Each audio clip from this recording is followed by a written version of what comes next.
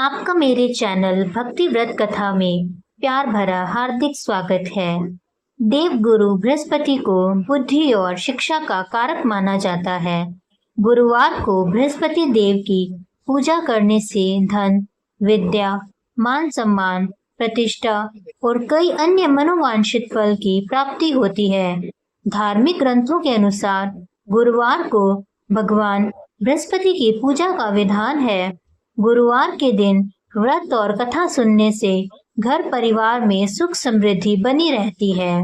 आइए गुरुवार व्रत कथा का श्रवण करते हैं। कथा के अनुसार प्राचीन काल की बात है। किसी राज्य में एक बड़ा प्रतापी और दानी राजा राज करता था। वह हर गुरुवार को व्रत रखकर दीन दुखियों की मदद करके पुण्य प्राप्त करता था। परंतु ये बात उसकी रानी को अच्छी नहीं लगती थी। वह न तो व्रत करती थी और न ही दान पुण्य में विश्वास रखती थी। इतना ही नहीं, वह राजा को भी ऐसा करने से मना करती थी। एक समय की बात है, राजा शिकार खेलने के लिए वन चले गए। घर पर रानी और दासी थी। उसी समय गुरु बृहस्पति देव साधु का रूप धारण कर राजा के दरवाजे पर भिक्षा मांगने आए। साधु ने जब रानी से भिक्षा मांगी तो वह कहने लगी, हे साधु महाराज, मैं इस दान और पुण्य से तंग आ गई हूँ। आप कोई ऐसा उपाय बताएं जिससे कि सारा धन नष्ट हो जाए और मैं आराम से रह सकूं।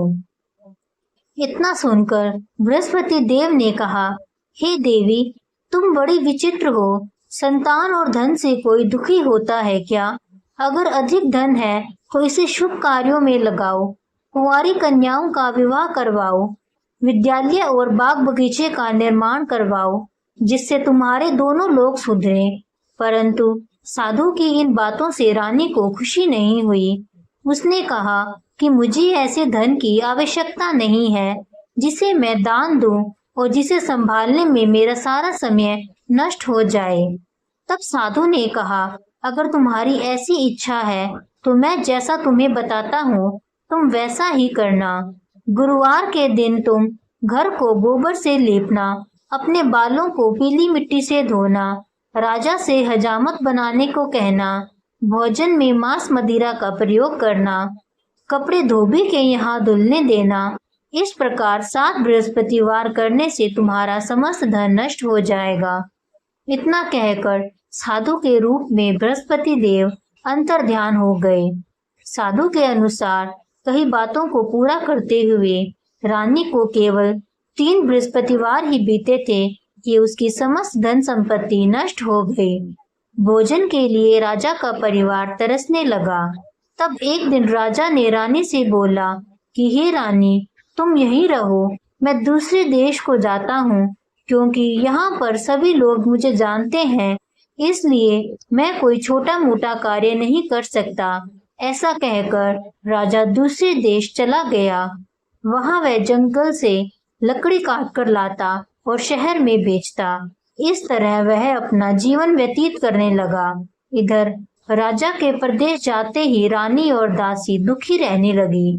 एक बार जब रानी और दासी को 7 दिन तक बिना भोजन किए रहना पड़ा तो रानी ने अपनी दासी से कहा, हे दासी, पास ही के नगर में मेरी बहन रहती है। वह बड़ी धनवान है, तू उसके पास जा और कुछ ले आ, ताकि थोड़ी बहुत गुजर बसर हो जाए। दासी रानी की बहन के पास गई। उस दिन गुरुवार था और रानी की बहन उस समय बृहस्पतिवार व्रत की कथा सुन रही थी। दासी ने रानी की बहन को अपनी रानी का संदेश दिया, लेकिन रानी की बड़ी बहन ने कोई उत्तर नहीं दिया। जब दासी को रानी की बहन से कोई उत्तर नहीं मिला तो वह बहुत दुखी हुई और उसे क्रोध भी आया। दासी ने वापस आकर रानी को सारी बात बता दी। यह सुनकर रानी ने अपने भाग्य को कोसा। उधर रानी की बहन ने सोचा कि मेरी बहन की दासी आई थी, परंतु मैंने उससे कुछ नहीं कहा, इससे वह बहुत दुखी हुई होगी। कथा सुनकर और पूजा समाप्त करके वह अपनी बहन के घर आई और कहने लगी, हे बहन, मैं बृहस्पतिवार का व्रत कर रही थी।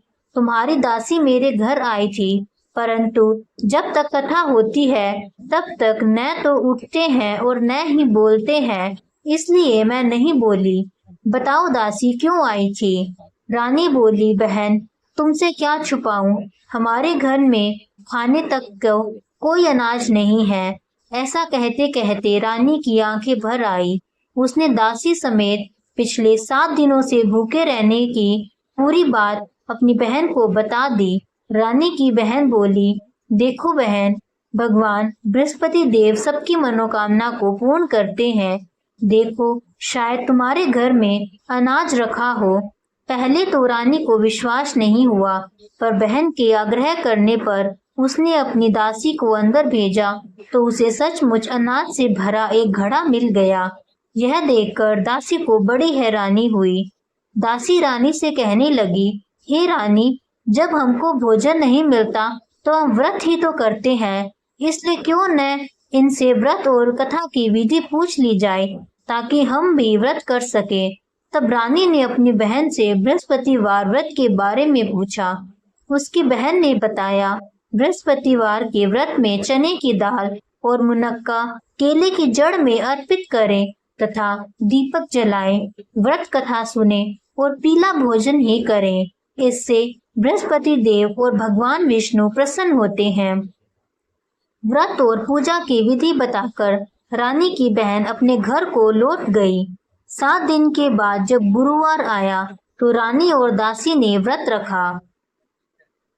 वह गुड़साल में जाकर चना और गुड़ लेकर आई, फिर उससे केले की जड़ तथा विष्णु भगवान की पूजा की। अब पीला भोजन की चिंता को लेकर दोनों बहुत दुखी हुई। चूंकि उन्होंने व्रत रखा था, इसलिए बृहस्पति देव उनसे प्रसन्न थे। वह एक साधारण व्यक्ति का रूप धारण कर 2 थालों में पीला भोजन दासी को दे गए। भोजन पाकर दासी प्रसन्न हुई और फिर रानी के साथ मिलकर भोजन ग्रहण किया। उसके बाद वह सभी गुरुवार को व्रत और पूजा करने लगी।